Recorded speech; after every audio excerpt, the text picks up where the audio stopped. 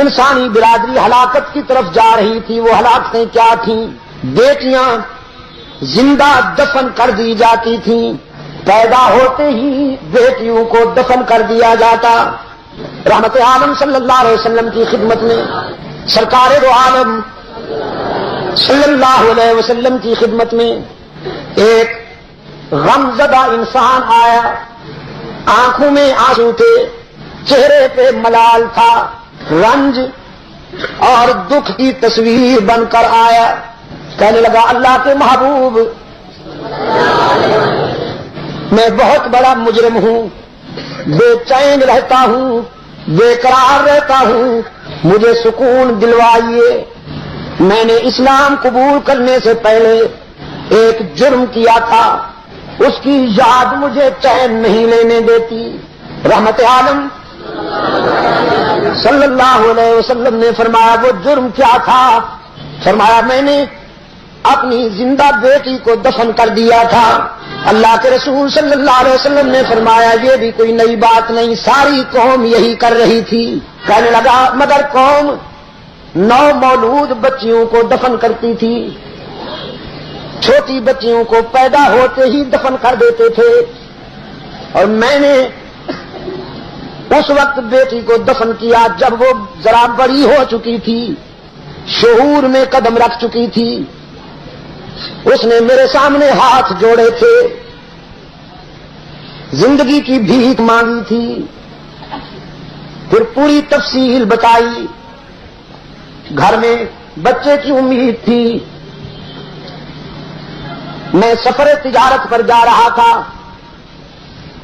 گھر میں کہہ گیا لڑکا پیدا ہو تو پرورش کرنا اور لڑکی پیدا ہو تو زندہ درگور کر دینا. واپس آیا، بیوی نے بتایا لڑکی پیدا ہوئی تھی، ہم نے اسے زندہ درگور کر دیا تھا. کچھ سالوں کے بعد ایک بچی آئی میرے گھر میں، اس کی باتیں میرے دل میں اترتی گئیں. اس کے چہرے میں اتنی کشش تھی کہ میری نظر ہٹتی ہی نہیں تھی. وہ بولتی تھی تو میرے دل کی دنیا میں ہلچل مچ جاتی تھی. میں نے حسرت بھرے لہجے میں بیوی سے کہا یہ کن خوش نصیب والدین کی بیٹی ہے. وہ ماں باپ کتنے خوش نصیب ہوں گے جن کے گھر میں ایسی پیاری بیٹی ہے.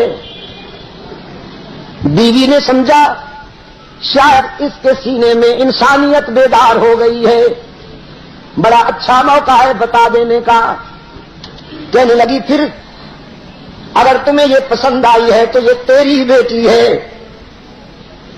جب تو تجارت کے سفر پر چلا گیا تھا یہ پیدا ہوئی تھی، میری مامتا نے گوارا نہ کیا کہ اسے زمین میں دفن کر دوں، لیکن تیرے در سے میں نے اسے اپنی بہن کے گھر پرورش کے لیے چھوڑا ہوا ہے. رحمت عالم صلی اللہ علیہ وسلم نے فرمایا پھر تو نے کیا کیا؟ کہنے لگا بس میرے آقا جب پتہ چلا کہ یہ میری بیٹی ہے میرے اندر وہی وحشت بیدار ہوئی، جہالت بیدار ہوئی، اور میں نے فیصلہ کر لیا کہ آج سورج غروب ہونے سے پہلے اس کی زندگی کا سورج غروب کر دوں گا. گڑھا کھودنے کے لیے کدال اٹھائی، بیوی سے نظر بچا کر بچی کی انگلی پکڑی اور جنگل میں چلا گیا.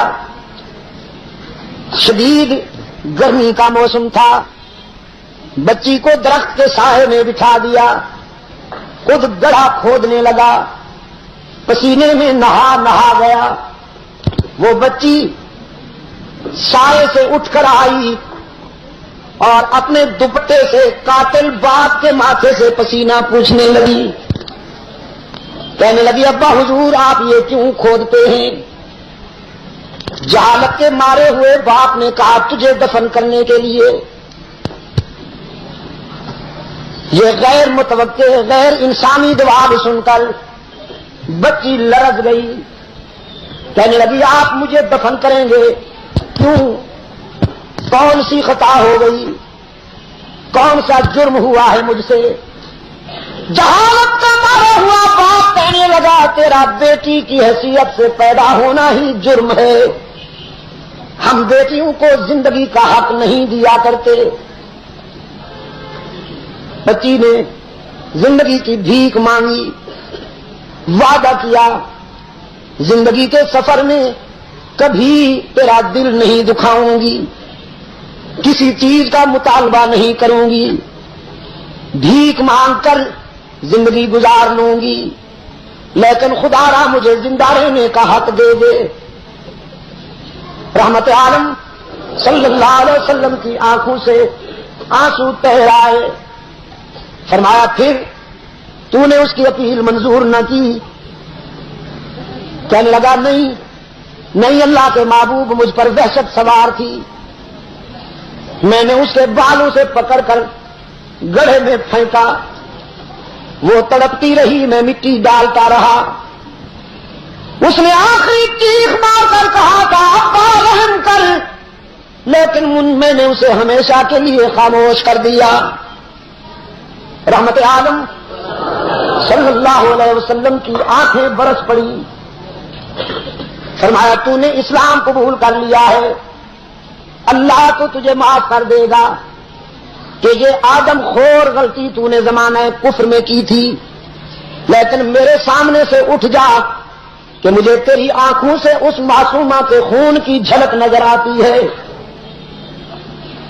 چل کے روشن ضمیرو، بیٹیوں کو زندہ رہنے کا حق نہیں تھا، رحمت عالم صلی اللہ علیہ وسلم نے صرف زندہ رہنے کا حق ہی نہیں دیا بلکہ وقار عطا کیا۔ پھر بیٹی سامنے آتی تو رحمت عالم احترام میں کھڑے ہو جاتے، شفقت میں کھڑے ہو جاتے، فرمایا بیٹی فروختنی بھی نہیں ہے، سوختنی بھی نہیں ہے، نہ یہ بکنے کے قابل ہے کہ اسے منڈی میں بیچو، نہ یہ جلانے کے قابل ہے کہ اسے زندہ درگور کر دو، بیٹی تو صرف قابل رحم ہے، قابل رحم۔